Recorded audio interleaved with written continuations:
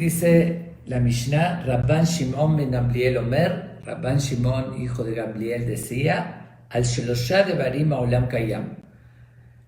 Por tres cosas o sobre tres cosas el mundo Kayam se mantiene, a la Din, a la Emet y a la Shalom, sobre la justicia, la verdad y la paz. Sheneemar cita un pasuk en Zeharia, en el profeta, que dice Emet Mishpat Shalom Shiftu Besharechem, verdad y justicia con paz tienen que juzgar en sus portones. Así de breve la Mishnah. Y antes de pasar la explicación, vamos a continuar también con un poquito de historia y ubicar cuándo fue este suceso, más bien cuándo vivió Rabban Shimon Gamliel y quién era. Pero antes de llegar a Rabban Shimon Gamliel tenemos que saber que aquí nos salteamos una generación. Rabban Shimon Gamliel es el nieto de Shimon que se mencionó la Mishnah pasada. Ayer mencionamos a Shimon, que dijimos que no dijo su nombre porque todavía no fue presidente. También era Rabban Shimon ben Gamliel. Era Rabban Shimon, hijo de Gamliel. Él fue el primero. Lo que pasa es que crea un poquito de confusión el hecho que no habían apellidos en ese entonces. Y como mencioné que estos Jamim sí le pusieron, como nosotros acostumbramos a hacer, a los hijos el nombre del abuelito. Entonces se va repitiendo. Estuvo el primer Rabban Gamliel, el segundo, después su hijo Rabban Shimon ben Gamliel, hijo de Gamliel, y ahorita su nieto fue después Rabban Gamliel, que lo llamaron Rabban Gamliel de Yavne, porque fue dirigente en Yavne, que era una ciudad de Jamim. Y al primero lo llamaron Rabban Gamliel Azaken, el anciano Rabban Gamliel, al segundo Rabban Gamliel, y aquí también al hijo de él, que fue Rabban Shimon ben Gamliel, que es el autor de esta Mishnah, el que nos está enseñando esto, fue Rabban Shimon Gamliel, el segundo Rabban Shimon Gamliel. Que en otras palabras, él era la sexta generación de Hillel, es el hijo del era su tatarabuelo, más bien papá de su tatarabuelo Hillel. Pero antes de llegar a él, vamos a hablar de su papá, Rabban Gamliel, segundo, que aquí no lo menciona, es una incógnita por qué Rabbi Yehuda Nasir, que ordenó las Mishayot, no menciona a Rabban Gamliel. Puede ser que tal vez no dijo algo en particular que era indicado para poner el Pirkei Avot. Seguramente tuvo muchas enseñanzas, muchas las dijo en nombre de sus papás. Habrá alguna razón con fundamento, pero no se conoce la razón por la cual no enumeró a Rabban Gamliel. Pero sí no lo podemos brincar porque fue un gran personaje también. Y quiero contar, antes de hablar de su hijo, de Rabban Shimon, vamos a hablar también de Rabban Gamliel, que él fue presidente también de la descendencia de Hillel. Él fue el tataranieto directamente, la quinta generación de Hillel. Y como mencioné ayer, que hasta 10 generaciones se fueron nombrando presidentes de la descendencia de Hillel. Todos fueron grandes Jamim y seguía hijo, nieto, bisnieto, tataranieto, hasta 10 generaciones que fueron los presidentes. Entonces vamos a hablar un poquito de quién era este gran Ham, Rabban Gamliel de Yavne. Es el segundo Rabban Gamliel.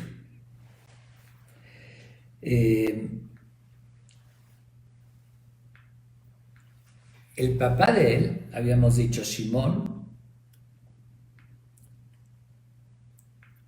Rabban Shimon fue uno de los que mataron, Rabban Shimon Gamliel el primero, de los que mataron los romanos. Ya habíamos hablado de él en la Mishnah pasada. Cuando lo mataron al papá, también persiguieron a su hijo. También querían matarlo, a Rabban Gamliel, y él se tuvo que escapar y refugiar.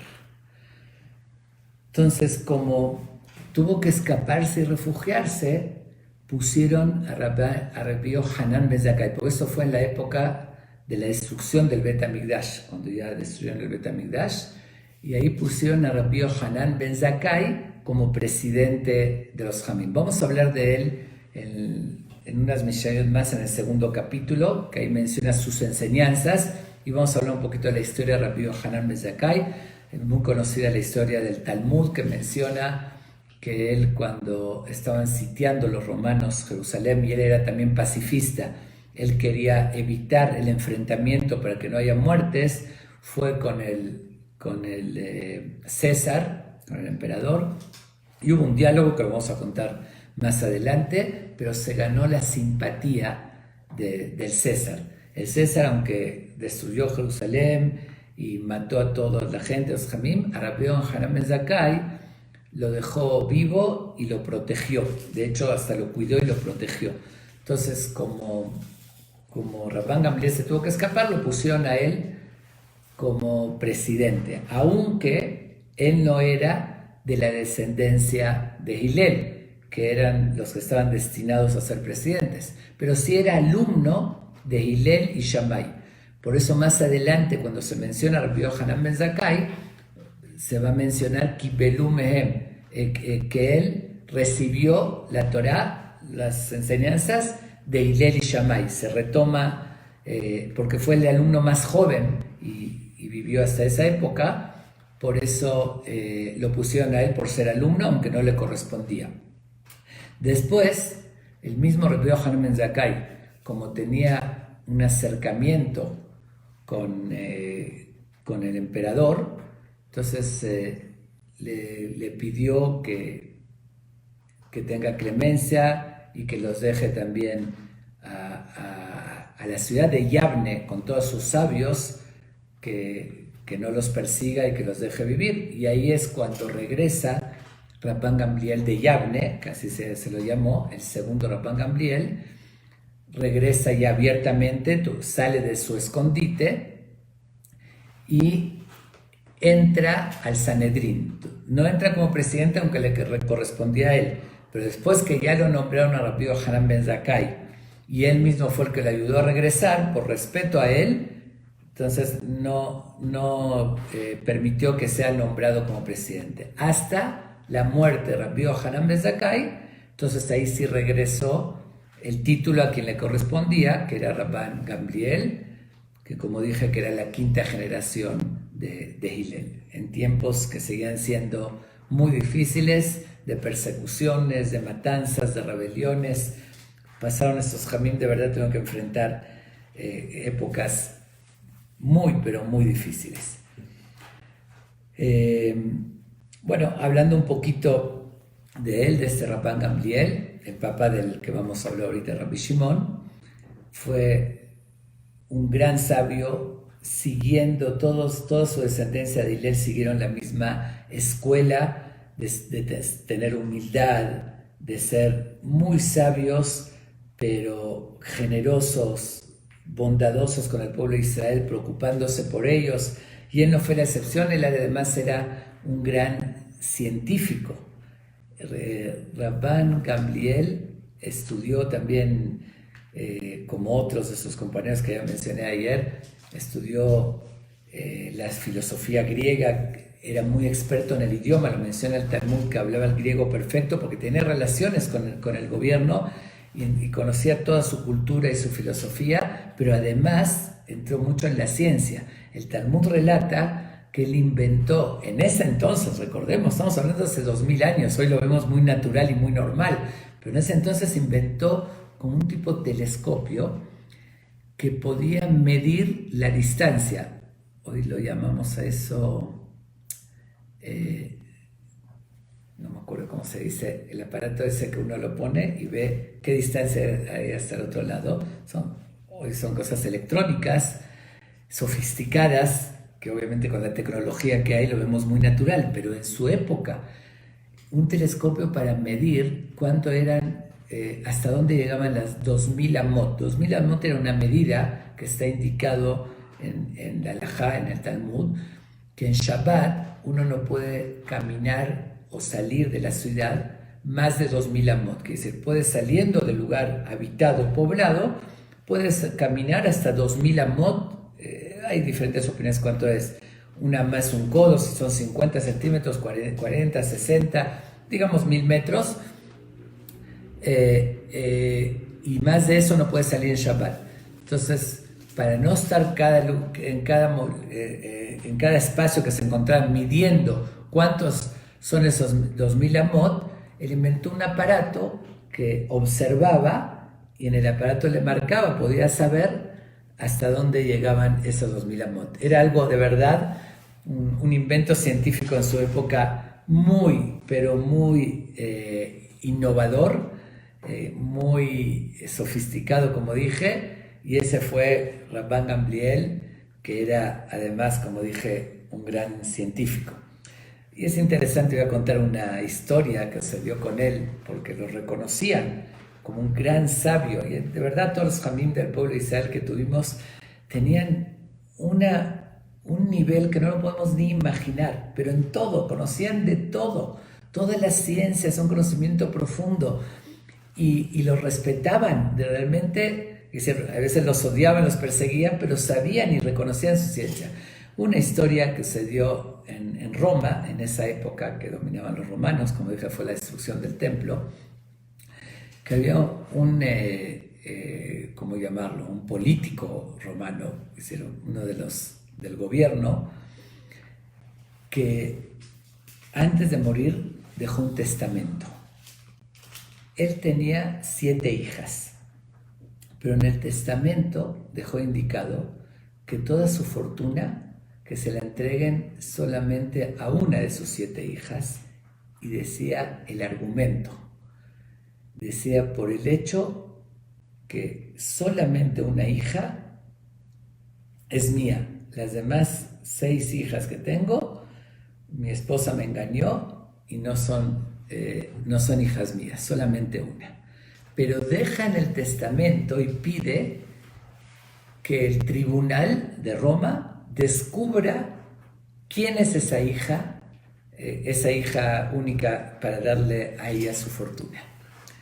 Cuando muere y ven ese testamento, empiezan a investigar, llaman a las hijas, empiezan a ver si había un parecido, no parecido, y empiezan, y buscando, traen a la mamá, le hacen preguntas, la presionan y ella no confiesa nada, dice no, todas son hijas de su esposo, y no sabían qué hacer, cómo resolver. Era de una persona muy importante que había fallecido y fue un reto muy grande para ellos. Todo el tribunal de Roma, que en ese momento eran los que dominaban el mundo, los emperadores, todos los grandes sabios, nadie pudo resolver eso. Salió una opinión entre uno de ellos que le consulten a Rabban Gamliel, que estaba en Jerusalén, que él tenía fama de ser muy sabio, muy inteligente, y que él seguramente lo iba a resolver. Se dividió en las opiniones. Unos decían, no, pero ¿cómo?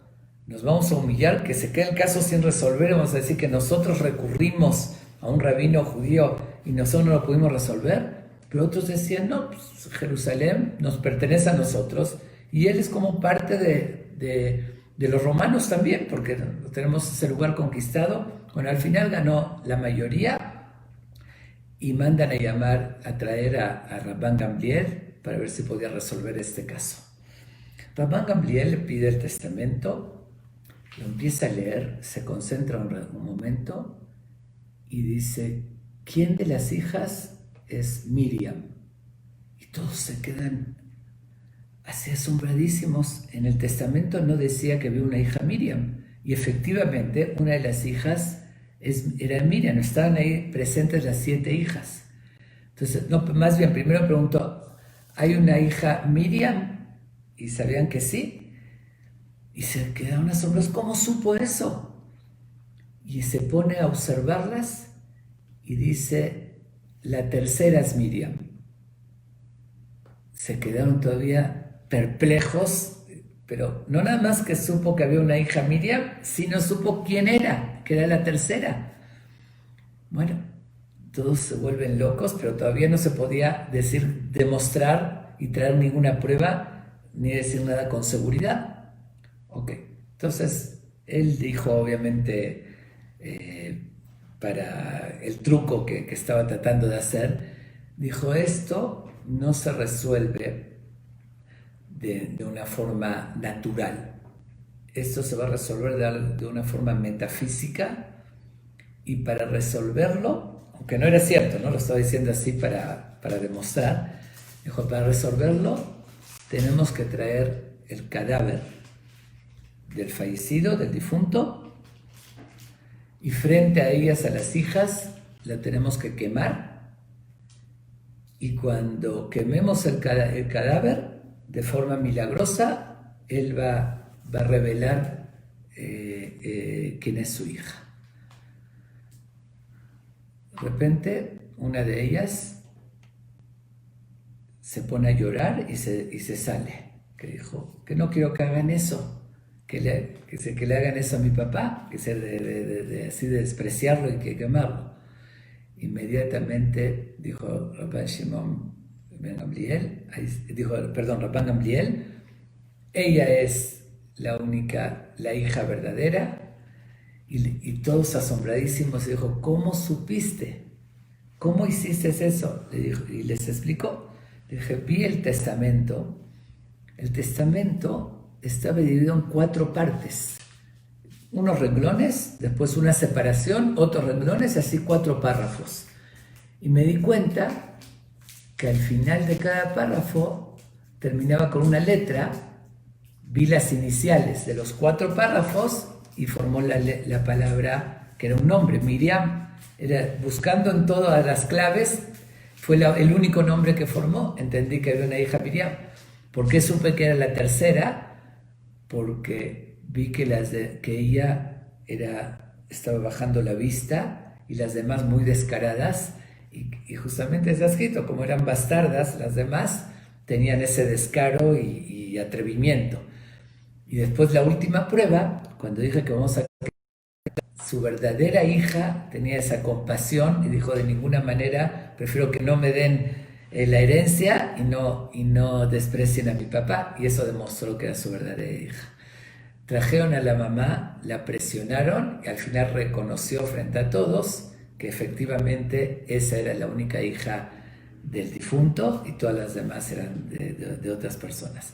Y todos se dieron cuenta y alabaron la grandeza de Rabban Gamliel, de este sabio del pueblo de Israel, como todos los jueces de los romanos de renombre no pudieron resolverlos, y este Rabban Gamliel inmediatamente resuelve este dilema o este caso tan raro y tan extraño. Bueno, esa es una de las anécdotas acerca de Rabban Gamliel, y como ayer lo mencioné, estamos estudiando Pirkei Avot. De paso, relato un poquito para ubicar a estos grandes jamín, pero no es el principal objetivo, así que no me voy a quedar toda la noche hablando de estos grandes jamín, que hay para hablar, aunque me quedé toda la noche de sus historias y sus grandes obras que ellos lograron. Pero bueno, ahora sí pasamos a la Mishnah, que es de su hijo, Rabban Shimon ben Gamliel Omer. Ahora sí vamos a ver quién era este Rabban Shimon, quién era su hijo. Cuando muere Rabban Gamliel, justamente su hijo era pequeño, todavía no lo podían nombrar como presidente porque era pequeño, y fue de las peores épocas porque habían dejado, después de la destrucción del templo, quedó la ciudad de Betar, fue el último bastión del pueblo de Israel, donde ahí se reunieron, que se los concedieron los romanos, y justamente después de varios años destruyen Betar. Y al margen, ¿no? Aquí es más que coincidencia, obviamente, que el primer Bet Hamikdash, el primer templo, fue destruido y quemado el 9 de Av. El segundo templo también el 9 de Av. Y Betar, que fue la ciudad que sobrevivió, que después de muchos años la destruyeron, también fue destruida el 9 de Av. Que es, como es sabido, el 9 de Av fue el día que Dios decretó que cuando tenía que suceder algo malo, era esa fecha más propicia. Fue cuando lloró el pueblo de Israel, desconfiando de Dios que no iban a poder entrar a la tierra de Israel. después del reporte que dieron los espías cuando regresaron de la tierra de Israel. Bueno, eso es al margen. Pero de todos modos, Betar fue una masacre. Lo que hicieron ahí los romanos fue algo indescriptible. Tal vez la peor tragedia de toda la destrucción y de todo lo demás. Dice que la sangre corría en las calles, era una inundación de sangre. Y además de eso, no permitieron que los entierren a los cadáveres, como una forma también de hacer más daño y causar más dolor. Y después de 3 años que los enterraron, que ya permitieron, ahí pasó un milagro justamente, que los cadáveres no se echaron a perder, se mantuvieron 3 años frescos, que normalmente tendrían que apestar y demás, y ahí fue lo que se agregó la cuarta verajá del Birkat Hamazon, que es Atov ve'ametiv. Agregaron los Jamim como una alabanza del milagro que pasó, de que les permitieron enterrarlos y que no se echaron a perder los cadáveres. Esos también al margen, digo. Pero de los pocos sobrevivientes de Betar, de esta masacre, fue justamente este gran Jajam, Rabban Shimon Gamliel, el segundo. También era de Yavne, de los Jamim de Yavne. Él fue muy joven cuando lo nombraron presidente, Rabban Shimon ben Gamliel, y era de las peores épocas, el César Adriano César, muy famoso, que él fue el que puso todas esas prohibiciones, no nada más que destruyeron el Bet Hamikdash y las matanzas y todo, sino que también estableció la prohibición que los judíos no podían estudiar Torah, no podían hacer servir Milá y más prohibiciones.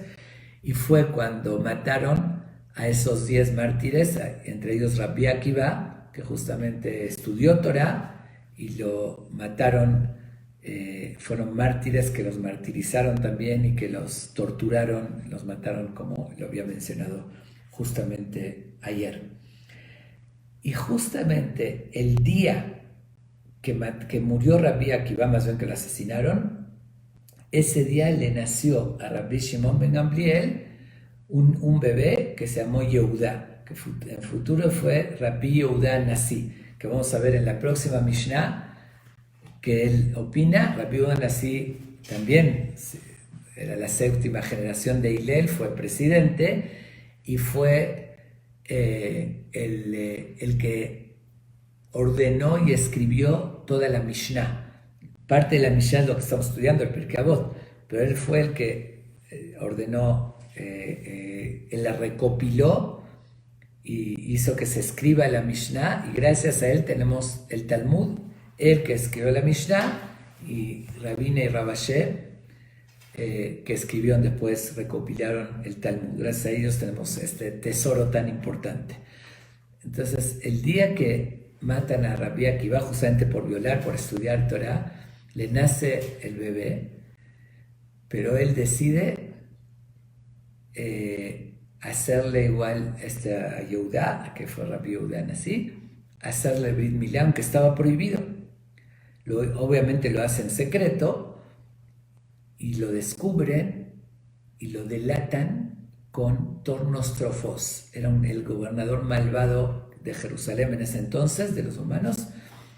Tornostrofos, hay muchas historias en el Talmud que discutía con Rabbi Akiva, que siempre le alegaba frente al emperador, porque el emperador respetaba mucho la sabiduría de Rabbi Akiva, y siempre Tornostrofos le hacía una pregunta capciosa para ponerlo ridículo a Rabbi Akiva, y como dicen vulgarmente, le salía el tiro por la culata, y Rabbi Akiva lo dejaba a él en ridículo. Siempre, es muy conocido en el Talmud, se menciona mucho. Lo acusan con él y era la pena de muerte. Pero como Rabbi Shimon ben Gamliel tenía conexiones con el gobierno, con el emperador, él pide que quiere ir a hablar con el emperador, que le permitan. Le permiten porque si se ve el emperador que no lo hubiesen dejado, se hubiese enojado, y viaja a Roma para pedir clemencia, que lo perdonen por eso y dar explicación al emperador. pero para su suerte, el emperador justamente Adriano, justo cuando llega Rabban Shimon Gamliel a Roma para hablar con él y pedir clemencia, muere el emperador. Él era muy malvado, ese es el emperador que puso todas las leyes tan estrictas. Para su suerte de Rabban Shimon Gamliel, sube un nuevo emperador que se llamaba Tito Antonino. Antoninos, que lo mencionan en el Talmud también. Y Rabban Shimon ben Gamliel, como dijimos que era por escuela de sus papás también, que su papá era científico y muy sabio, él también estudió medicina. Tenemos en el Talmud muchos consejos de él sobre cómo cuidar la salud. Él era un gran médico, y cuando sube este emperador nuevo, Antonino, su hija estaba enferma. Y cuando se entera Rabban Shimon Gamliel que la hija está enferma, él le ofrece ayuda, que él era un gran médico, y efectivamente cura a la hija del emperador. Obviamente se gana su confianza, su cariño. Bueno, le curó a su hija, y ahí empiezan a dialogar. Seguro que lo perdona, pero no solamente eso, aprovecha Rabban Shimon Gamliel y lo convence de que quite todos esos decretos que hubo sobre el pueblo de Israel, todas esas restricciones de no poder estudiar Torah, no poder hacer Brit Milá, y efectivamente gracias a este gran Jajam, Rabbi Shimon Gamliel, el emperador quita esos decretos sobre el pueblo de Israel y vuelve una época de tranquilidad relativa en el pueblo. Bueno, esto es algo de la historia de este gran Jajam, Rabbi Shimon ben Gamliel. Ahora sí, ¿qué fue lo que él nos enseña? Dice lo siguiente: Al Sheloshá Devarim Haolam Kayam. Sobre tres cosas el mundo se mantiene. O Kayam, que es existe, perdura. ¿Cuáles son esas tres cosas? Aladín, Ve'ala Emet, Ve'ala Shalom. Sobre la justicia, la verdad y la paz.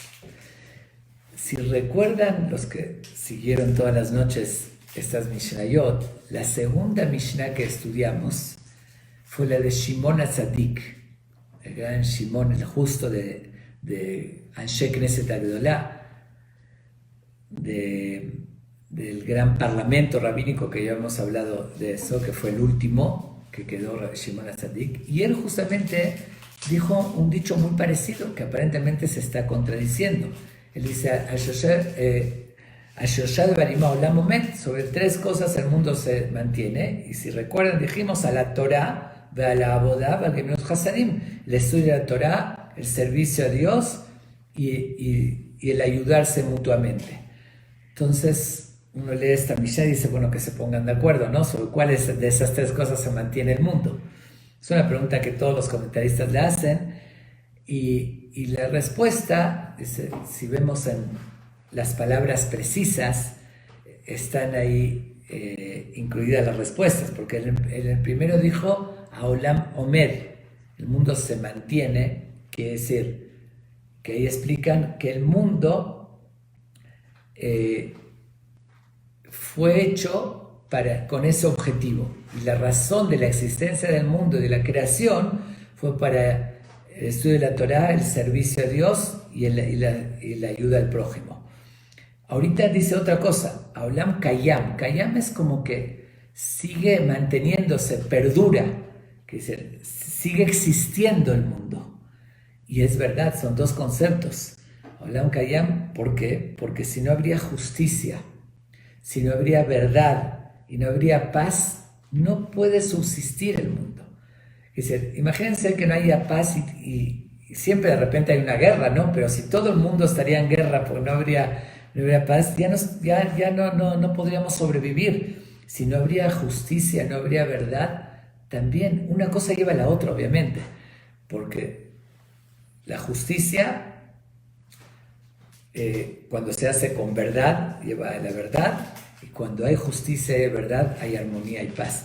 Es algo que está en la naturaleza del ser humano, es innato en todos nosotros. No podemos soportar la injusticia. Un niño, oiga, observemos cómo se expresan cuando el maestro, cuando el papá le dice algo, se peleó con su hermanito y dicen los dos quedan castigados. ¿Cómo reacciona un niño? No es justo. Dice, la reacción natural no soporta, que no es justo. ¿Por qué él me pegó? ¿Por qué a mí me están castigando? Porque hay un rechazo natural a la injusticia.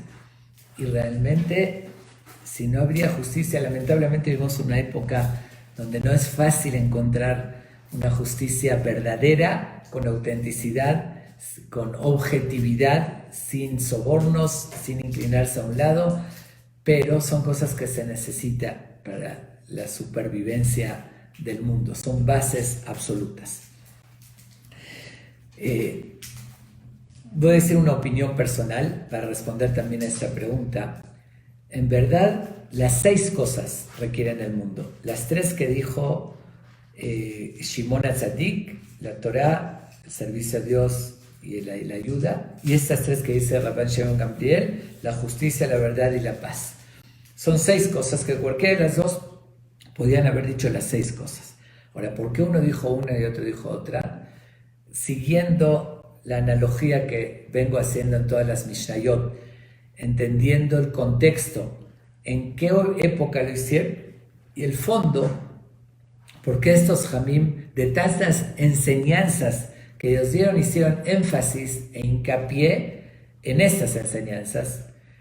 Y creo que es lo siguiente: en la época de Shimon HaTzadik, que como dije no había tantas discusiones, todo estaba muy claro, estaba en Shekin, el gran parlamento, uno transmitía a otro, la gente sabía la información, la conocía, la tenía muy claro, entonces tal vez no se esforzaban mucho en estudiar Torah, no necesitaban toda la gente porque la tenían las cosas muy claras. Y él vio la necesidad que hacer énfasis de esas 3 cosas en su época según las necesidades de la época. Por eso dijo Torah, Bodem, Rabban Shimon Gamliel, que vivió una época donde predominó las injusticias. Los romanos hablaban con ellos y quedaron un acuerdo de paz, después traicionaban y donde era la mentira, la injusticia, y entre los mismos judíos hubo tanta división. Por eso fue la rebelión, fue la época de la rebelión de Bar Kokhba, que de alguna manera Rabbi Akiva lo apoyó, pero todos estaban contra y fue también masacre porque perdieron y sabían que iban a perder y estaban tan divididos los que se llaman los Perushim con los Canaín, con los extremistas, y como algo mencioné ayer. Entonces Rabbi Shimon Gamliel vio la necesidad de hacer énfasis que el mundo necesita justicia, necesita verdad y necesita la paz, que son fundamentos tan importantes. Entonces puede ser que cada uno mencionó las 3 cosas que se necesitaban en su época, que escaseaban, que la gente no lo llevaba a cabo. Por eso él da este mensaje y Shimon HaTzadik dio otro mensaje en segunda época. Pero bueno, sobre estos mismos conceptos todos sabemos la importancia de la justicia. La importancia de la justicia es extrema. Me refiero, no puede mantenerse un país, no puede continuar si no hay leyes y si no hay justicia. Por eso uno de los 7 preceptos universales que se aplican para los gentiles y para todos los habitantes del mundo, que lo establece la Torah, es que están obligados a poner leyes. Es decir, no a cumplir la Torah, que no tiene la obligación como judío, pero establecer leyes, porque si no hay leyes, si no hay justicia, ningún país puede sobrevivir. Obviamente que se refiere aparentemente a los jueces, pero todos nosotros también aplicamos de alguna manera el hacer justicia. Y también tenemos que entender de que tenemos que ser objetivos y constantemente también hacemos acciones que entran, que si somos justos o si somos injustos, que a eso también se refiere. Por otra parte, Emet, la verdad, La verdad es uno de los valores más importantes que hay en el judaísmo y el único tal vez que lo supera es el que sigue, que es buscar la paz. Por eso está en este orden, la justicia, la verdad va más allá que la justicia, obviamente que la justicia depende de la verdad, y la paz. Y una lleva a la otra, porque si hay justicia justicia y verdad, va a haber paz. Cuando se aplica la mentira, el engaño, la injusticia, entonces no hay paz, la gente no acepta eso y no hay paz, no hay armonía. Una cosa lleva a la otra, pero sin embargo el concepto de la verdad, que escasea tanto, y en nuestra época, que como se predijo también en el Talmud con una profecía que dijo, Aemet te'ene aderet, la verdad va a estar oculta. Y predomina, si vemos desde la política, ¿qué es la política? La política es pura falsedad y pura mentira. ¿Por qué? Porque el mismo concepto de la democracia estoy hablando, que hay un grupo, está en la coalición y está en la oposición. Lo justo sería que tanto la coalición como la oposición se preocupen por el bienestar del pueblo. Y cuando hay un proyecto de ley, no importa si es de la oposición o de la coalición, si ese proyecto de ley es bueno, pues la gente, los que están convencidos lo van a apoyar, no importa de qué partido sea, pero sin embargo no es así. Si lo propuso la oposición, sistemáticamente la coalición lo rechaza. Y si lo puso la coalición, la oposición lo rechaza. Que dice que no importa ahí qué es lo correcto, qué es la verdad, sino importa que si es mi partido político o el otro. Así vemos que funciona el mundo. Y todos, bueno, es conocido, todos los dichos del Talmud, dice, el sello de Dios es verdad. Dios creó el mundo con el concepto de la verdad, y también me imagino que la mayoría habrán oído todas las explicaciones, muchas del Talmud también, que se da sobre la palabra verdad, a diferencia de sheker, que es la mentira, que es lo opuesto, que sabemos que, dice el Talmud, sheker, las letras están juntas porque es muy cercano, es muy fácil mentir y es muy, muy cómodo. Y emet están distantes las letras porque está distante el decir la búsqueda de la verdad. ¿Cómo se escribe emet? Aleph, que es la primera letra, mem, que es la del medio, y taf, que es la última. Y sheker son shin, kuf, resh, que son letras que están juntas en el alfabeto hebreo. Y está el otro mensaje también sobre esto mismo, que el mismo concepto de emet, que es la primera letra del abecedario o del alfabeto hebreo, la del medio y la última, nos insinúa que una verdad tiene que ser desde el principio hasta el final. No hay medias verdades. Una media verdad es una gran mentira. Uno dice, no, es media verdad, dijo algo de verdad mezclado con mentira, pero eso es una gran mentira. O es verdad absoluta o es mentira. Por eso nos insinúa en la palabra emet, aleph, que es el principio de lo que uno está relatando, atestiguando. Sigue el mismo camino, el centro y hasta el final. Y la palabra sheker están revueltas, no va por orden, porque la mentira es toda revuelta.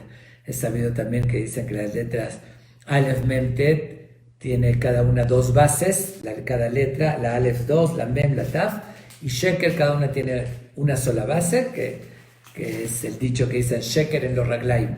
La mentira no tiene pies, en plural, que se puede transmitirse de alguna manera, pero al final va a caer. Y la verdad es más sólida, es más incómoda, pero al final se va a sostener y al final siempre la verdad sale a relucir y se descubre, y el que tiene la verdad va a ganar, y tenemos que tenerlo muy en cuenta. Y también muchas insinuaciones más. Sabemos también que el valor numérico de las letras, que en hebreo cada letra tiene un valor numérico, de emet suma aleph, que es 1, mem 40 y taf 441, que si lo volvemos a sumar, 4 y 4 y 1 son 9, y sheker suma 600, que en números pequeños, que son los números básicos de 1 al 10, suma 6. Entonces, la verdad representa el número 9, porque el número 9 tiene esa filosofía, ese concepto de la verdad. ¿Qué quiere decir? Si uno suma cualquier número por 9, si lo multiplicas por 9 o lo sumas, siempre te va a dar, si lo vuelves a sumar, te va a dar 9. Es decir, 9 por 2, 18, 1 y 8, 9. 9 por 3, 27, 2 y 7, 9. Y así sucesivamente, y cualquier cifra, aunque sea una cifra de 10 dígitos, si uno lo multiplica por 9 y después vuelve a sumar todos los números hasta que lleguen los números básicos, va a sumar 9. Eso es una insinuación que la verdad, las vueltas que le des, al final llega a la verdad. No te puedes escapar de ella. Dice, no importa cuántas vueltas y cuánto sumes y cuánto lo mezclas. Bueno, y hay muchas insinuaciones más, pero todos sabemos la importancia de Emet. Pero algo que va más allá todavía que la verdad es Shalom, la paz. La paz, la palabra Shalom viene de Shalem, completo. Cuando no hay paz es algo que no está completo, porque la paz divide, al dividir ya no está completo. Y si no hay paz, y hablamos en el dicho de Hillel, de su antepasado, que dijo, Ohev Shalom, Verodev Shalom, que uno tiene que amar la paz y perseguirla. Aquí habla otro concepto. Aquí dice, si no hay paz, el mundo no se puede sostener, no puede perdurar, porque la paz es algo absolutamente necesario. Digo, aquí está hablando a nivel mundial, y antes habló de la persona que tiene que perseguirla. Pero ahí mencioné justamente, hablé de la importancia que le da la Torá, que dijimos que es como un utensilio que mantiene todas las bendiciones, o si no hay paz es como si está perforado y todo se quita. Y por otra parte, la paz externa da paz interna. Si no hay armonía a su alrededor, no puede tener paz interna. Y por la paz, incluso se puede llegar en ciertos casos, no quiero entrar en detalles, se puede violar hasta el valor de la verdad, y decir, obviamente, no engañando, no mintiendo, sino como lo hacía Aarón, que lo mencioné la vez pasada, para conciliar entre dos personas, trataba de hacerle ver que el otro quiere pedirle perdón y demás, para que así se concilien, porque es del valor que está de los más altos. Lástima que hoy no se le da esa importancia, y al contrario, por cualquier otro detalle se deja lo que es este valor tan importante de la paz. Por cualquier detallito, si yo pienso diferente al otro, puedo emprender un pleito y atacar y todo, porque este detallito yo lo veo diferente, que él opina así, que es un valor insignificante, y justamente se deja el valor que, como dije, va en orden, que incluso la verdad, que es el valor tan importante, se deja de lado para buscar para la paz.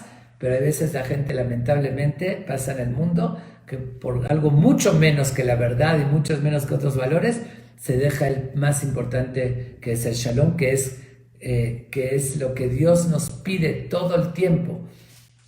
Hashem Oz le amoiten, Dios le va a dar fortaleza a su pueblo. Hashem, así dice el pasuk, Hashem yevarechet amo bashalom, bendiciendo a su pueblo con paz. ¿Cuál es la fortaleza que Hashem nos da? Es con la paz. Y como ya se dijo tantas veces, que estamos hablando justo de la época de la destrucción del templo, que lo que predominó y la razón principal por la destrucción del segundo Bet HaMikdash fue que no hubo armonía y no hubo paz, y hubo división entre el pueblo de Israel. Y para construirlo, el Bet HaMikdash, tenemos que corregir eso, que incluso en la Torá se menciona, para restaurar la armonía en una pareja, que haya Shalom Bait, unión en la pareja. Dice Dios, borren mi nombre. No quiero ahorita entrar en los detalles, el que conoce el concepto sabe de qué estoy hablando, que dice Dios, en el caso de la Sotá, que borraban el nombre de Dios con tal de restaurar la armonía en la pareja. Y así muchas enseñanzas más que tenemos en la Torá. Vamos a hacerlo a nuestro alcance, aunque no seamos jueces, pero aplicar la justicia, la búsqueda de la verdad en todas sus expresiones, en todo lo que hacemos, no nada más decir la verdad, sino el concepto de verdad, porque a veces hay falsedad. No tiene que ser que diga una mentira, puede ser la falsedad, que eso representa la mentira. Entonces buscar la autenticidad, ser auténticos, la búsqueda de la verdad y buscar la paz y la armonía. Ahora sí, con eso vamos a mantener el mundo y que haya continuidad y aplicar los valores más significativos que nos da la Torá.